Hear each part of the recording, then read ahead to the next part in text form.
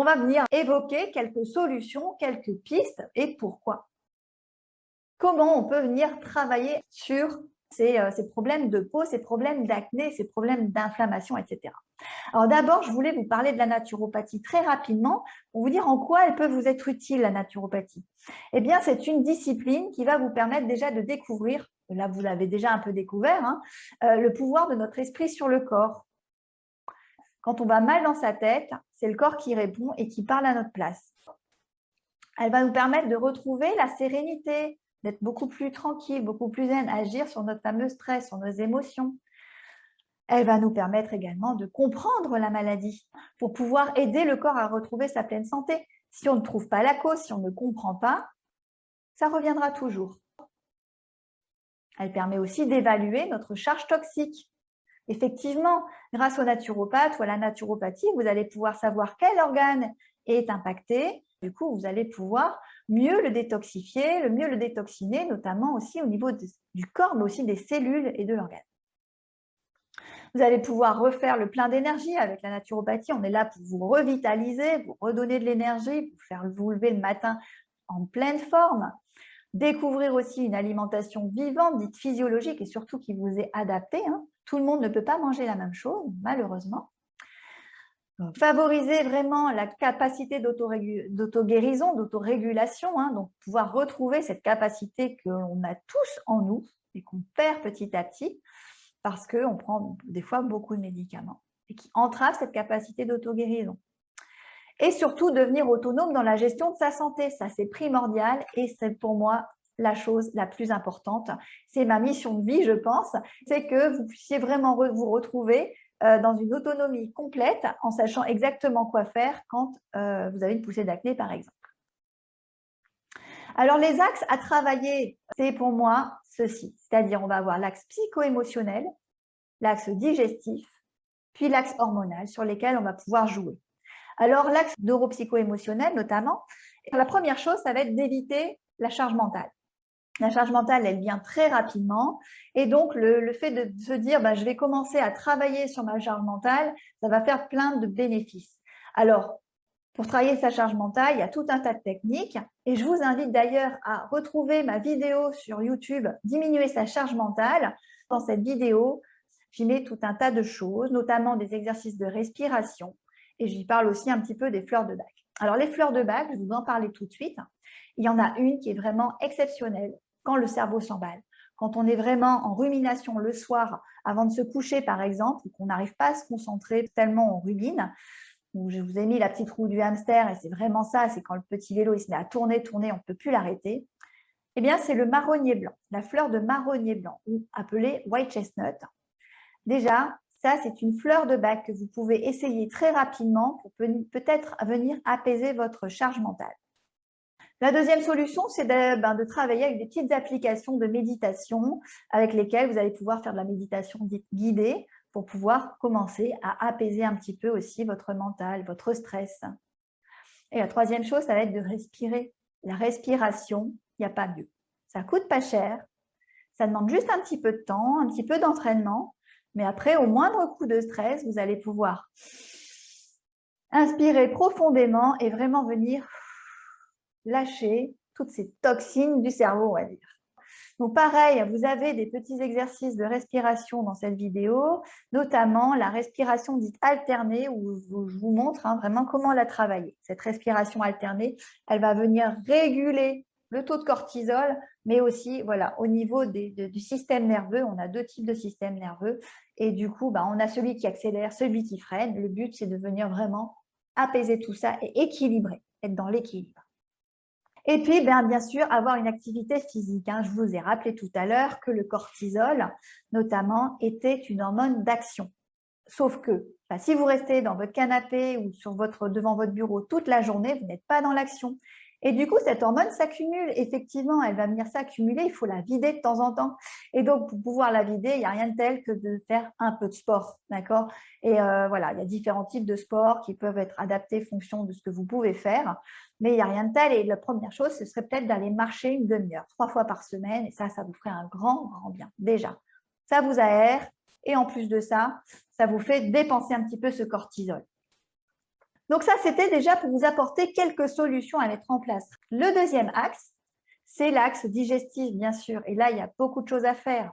La première chose, ça va être d'éviter tout ce qui est sucre raffiné, et notamment les produits transformés. Donc effectivement, faire la chasse au sucre, ça peut être un petit peu embêtant, mais regardez dans vos paquets, voilà, et c'est souvent écrit saccharose, fructose. Ce sont des molécules qu'il faut absolument éviter dans votre alimentation. Après, bien sûr, en accompagnement, j'explique qu'il y a des bons sucres et que ces bons sucres, vous pouvez tout à fait les introduire petit à petit, mais dans un premier temps, commencez à éviter le sucre et voyez ce que ça peut donner sur votre peau. Alors, moi, ce que je vous conseille, c'est de prendre un petit carnet et puis par rapport à tous les efforts que vous faites, vous notez au fur et à mesure les effets.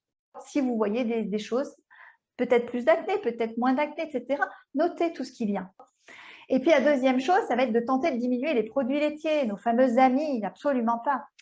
Nos ennemis pour la vie, je dirais. Essayez d'arrêter les produits laitiers. Je sais que ce n'est pas toujours facile, notamment pour le fromage, mais le fromage est en plus un aliment très acidifiant. Donc, tentez de diminuer ces produits laitiers pendant 3 semaines, voire même de les arrêter complètement pendant 3 semaines. 3 semaines, ça passe vite. Et là, du coup, vous observerez. Qu'est-ce que ça fait sur votre peau? Est-ce que vous avez une amélioration ou pas du tout? Déjà, vous pourrez un petit peu vous situer.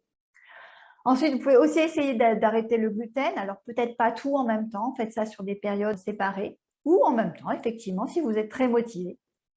Le gluten n'est pas toujours incriminé dans l'acné, mais ça reste quand même quelque chose d'assez toxique. Et pour certaines personnes, c'est assez remarquable de l'arrêter comme effet sur la peau. Alors après, moi, ce que je pourrais vous conseiller, c'est de soutenir votre foie, de commencer déjà par nettoyer votre système digestif, de le soutenir par un bol d'eau tiède le matin à jeun. Première chose, quand vous vous réveillez, vous buvez votre eau tiède à peu près à 55 degrés. Et enfin, mettre son système digestif au repos de temps en temps. Alors, pas forcément en passant directement par un jeûne, parce qu'il faut quand même être très accompagné, mais effectivement mettre son système digestif au repos, par exemple avec des techniques comme la monodiète. Alors, j'en parle beaucoup plus dans ma fameuse vidéo « Le repos digestif ». N'hésitez pas à la visualiser parce qu'effectivement, j'y donne quelques clés et j'explique différents types de jeûnes et notamment la monodiète et comment la mettre en place. Pour terminer, et ça, c'est l'aspect le plus important, je dirais, c'est ne pas se jeter sur les fameuses techniques de détox du foie. Effectivement, vous avez vu, votre foie il peut être fatigué, il peut être complètement encrassé. Et sauf que si vous vous jetez sur de la détox du foie alors que votre corps il est inflammé, vous allez faire comme si vous mettez de l'huile sur le feu. Votre foie ne va pas le supporter, ça va être d'une violence extrême pour lui. Et du coup, il va vous faire payer les choses en vous donnant encore plus de boutons. Donc, effectivement, la détox du foie, elle va être indispensable à un moment donné, mais pour cela, il faut quand même mieux se faire accompagner et ce n'est pas la première chose qu'il faut faire. Je sais que c'est souvent ce qu'on voit sur Internet, mais on évite. Donc, on va plutôt venir soutenir son foie, notamment, par exemple, à boire de l'eau tiède le matin. Le foie adore le chaud et donc, ça va déjà être un geste que vous allez pouvoir faire. Et puis, le soutenir, c'est aussi éviter le sucre, éviter les produits transformés, éviter tout ce qui empoisonne votre foie dans un premier temps. Le troisième axe, l'axe hormonal. Éviter la constipation. Alors, qu'est-ce que ça vient faire ici?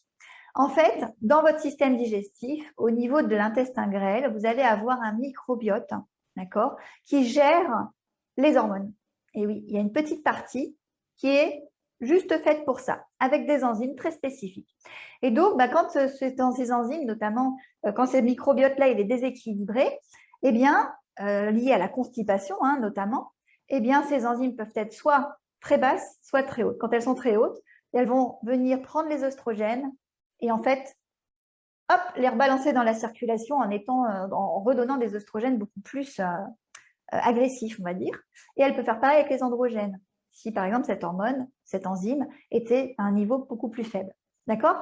Donc en fait, éviter la constipation parce que toutes les toxines qui se retrouvent dans votre circuit et notamment les hormones, elles vont y rester beaucoup plus longtemps. Et si vous avez une dysbiose, si vous avez un microbiote qui est déséquilibré, eh bien, les sels restant dans le côlon ensuite, ça va avoir le temps en fait de les rebalancer dans la circulation, d'accord? Donc d'augmenter votre taux d'androgène ou votre taux d'œstrogène et de déséquilibrer tout ça.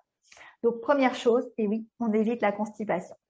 Donc pour éviter la constipation, l'eau chaude va vous y aider. Et vous pouvez aussi vous aider par les légumes, manger beaucoup plus de fibres, boire beaucoup plus dans la journée, etc.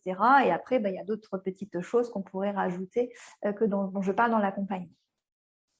Vous pouvez aussi éviter les perturbateurs endocriniens. Ça, c'est à votre portée. Revoyez vos produits ménagers. On arrête le silitbang, des choses comme ça. On revient peut-être au vinaigre blanc, au chiffon, aux huiles essentielles si on veut pour désinfecter un petit peu, sachant que notre maison n'a pas besoin d'être complètement désinfectée tous les jours. Je le rappelle, les microbes, c'est la vie. Attention à vos cosmétiques. Attention à ce que vous mettez sur votre peau. Les cosmétiques, les molécules dedans ne sont pas toutes absorbées. Par contre, les perturbateurs endocriniens, c'est des micromolécules qui peuvent être absorbées par votre peau.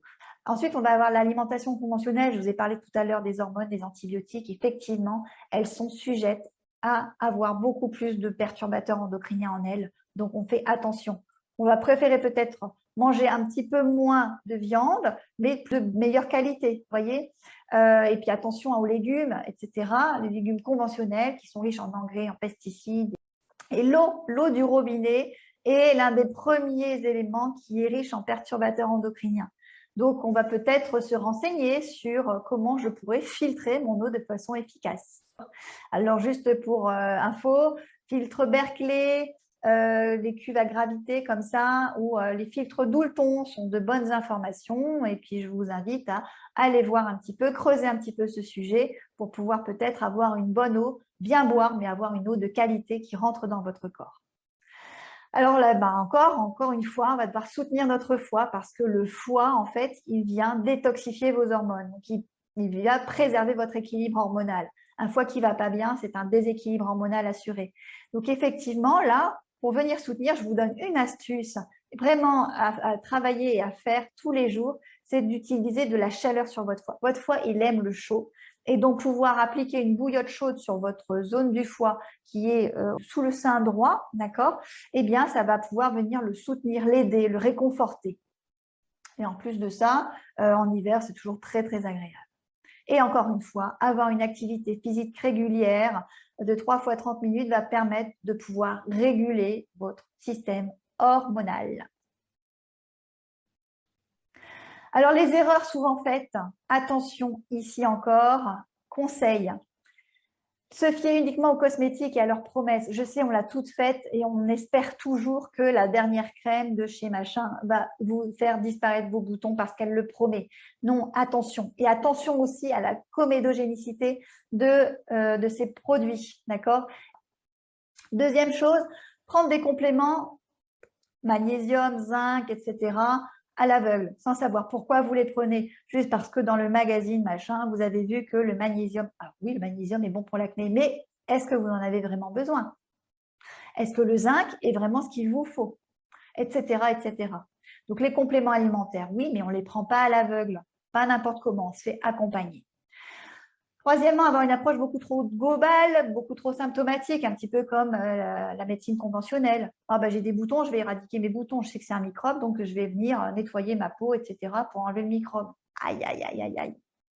Quatrième chose, cherchez la cause de votre acné sur le net. Trop chercher, eh bien, ça conduit à une inaction.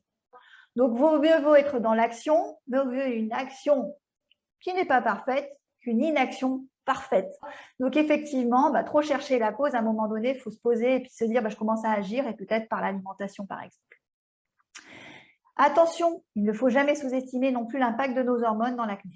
Il vaut mieux se poser un petit peu, essayer de comprendre nos hormones pour pouvoir justement gérer au mieux avec l'alimentation, par exemple.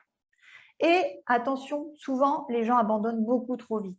Ils souhaitent des résultats rapides. Et je comprends qu'on soit impatient. Ça fait des années qu'on a des boutons sur la tête, on n'en peut plus, on en a ras-le-bol. Mais plus ça a mis de temps à s'installer, plus ça va mettre de temps à se désinstaller. D'accord? Donc, ça prend beaucoup de temps. Il faut déjà pouvoir tout rééquilibrer. Et rien que les hormones, ça met plus de 3 mois à 6 mois à se rééquilibrer. Donc, vous imaginez un petit peu, il faut laisser le temps à votre corps de pouvoir se réguler. Donc non, les résultats rapides, malheureusement, ça ne sera pas pour vous. Par contre, vous aurez des résultats durables.